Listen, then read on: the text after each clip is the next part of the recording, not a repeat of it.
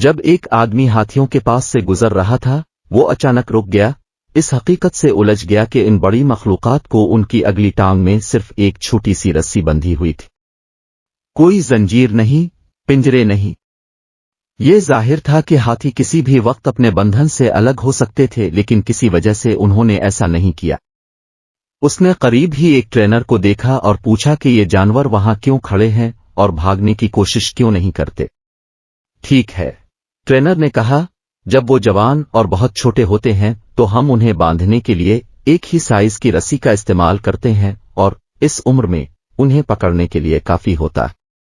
جیسے جیسے وہ بڑے ہوتے ہیں ان پر یقین کرنے کی شرط رکھی جاتی ہے کہ وہ الگ نہیں ہو سکتے۔ انہیں یقین ہے کہ رسی اب بھی انہیں پکڑ سکتی ہے، اس لیے وہ کبھی آزاد ہونے کی کوشش نہیں کرتے۔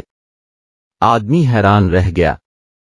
یہ جانور کسی بھی وقت اپنے بندھنوں سے آزاد ہو سکتے تھے، لیکن چونکہ انہیں یقین تھا کہ وہ ایسا نہیں کر سکتے، وہ وہیں پھنس گئے جہاں وہ تھے۔